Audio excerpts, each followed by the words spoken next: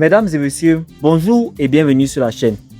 Accrochez-vous bien parce que ce que je vais vous raconter, c'est du très lourd. L'Iran vient encore une fois de plus de frapper un pétrolier dans le détroit d'Ormuz. Et cette fois-ci, mesdames et messieurs, c'est une véritable humiliation totale pour Washington et ses alliés. Vous comprenez un peu? Je vais vous dire une chose. Ce n'est pas un simple incident maritime. Non. C'est un message. Un message très clair envoyé par Téhéran au monde entier. Ici, c'est moi le patron. Et sur ce, Téhéran est clair. Un pétrolier a été touché au large d'Oman, en flammes malgré la présence de la marine américaine dans la zone. Malgré les navires de guerre, malgré la technologie, malgré les milliards de dollars investis dans cette région, l'Iran a frappé et l'Amérique n'a rien pu faire. Voilà ce qui se passe, mesdames et messieurs. Et c'est la triste réalité.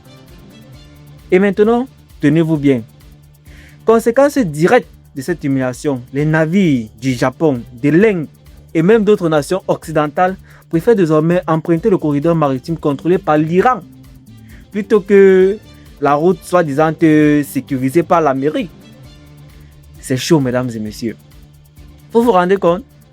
Vous comprenez un peu la portée de ce qui est en train de se jouer sous nos yeux? Laissez-moi vous expliquer mon analyse parce que là, on touche à quelque chose de très profond.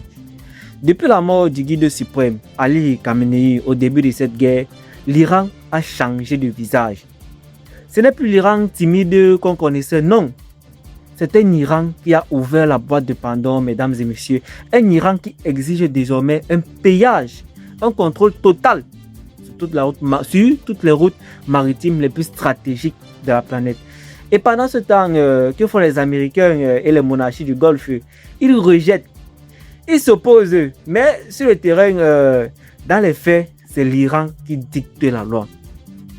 Je vais vous dire une chose. Les grandes puissances occidentales ne veulent surtout pas que vous compreniez ce qui est en train de se passer réellement. Parce que la vérité, la voici. L'ennemi est affaibli, oui. L'Amérique, malgré toute sa puissance de feu, malgré ses porte-avions, n'arrive plus à garantir la sécurité d'un simple corridor maritime. Et ça, mesdames et messieurs, c'est une défaite stratégique majeure. Maintenant, parlons des intérêts cachés. Parce qu'ils savent ce qu'ils se disent quand ils négocient en coulisses. Ce détroit, c'est un cinquième du pétrole mondial qui transite chaque jour. Le Japon importe près de 90% de son pétrole dans cette route. L'Inde et la Corée du Sud dépendent massivement du bout du Golfe. Alors, quand ces pays-là commencent à faire confiance au corridor iranien plutôt qu'à la protection américaine, c'est quelque chose de très grave qui est en train de se passer. Et les conséquences, mesdames et messieurs, pourraient être planétaires. Si cette tendance se confirme, si de plus en plus de nations choisissent la route contrôlée par Téhéran, c'est toute l'architecture de sécurité maritime américaine dans le Golfe qui s'effondre comme un château de cartes. Les prix du pétrole s'envolent déjà. Les primes d'assurance de guerre explosent. Multipliées par plusieurs dizaines depuis le début de cette crise, l'Europe tremble, l'Asie tremble. Et pendant ce temps, l'Iran, lui, avance ses pions un par un, tranquillement, méthodiquement. Je vous le dis avec la gravité. Ce détroit pourrait devenir un véritable cimetière pour les agresseurs qui oseraient encore défier l'autorité iranienne sur ces eaux. Les guerriers de la révolution disposent de mines, de missiles anti-navires avec une portée de 300 km, de tactiques d'essai avec des vedettes rapides. Vous comprenez un peu pourquoi même les plus grandes marines du monde hésitent désormais à s'aventurer sans l'aval de Téhéran. Ah oui, mesdames et messieurs. Mesdames et messieurs, on est en train d'assister en direct sous nos yeux à un basculement historique. Un basculement où une puissance régionale impose sa loi face aux géants américains, face à l'Occident tout entier.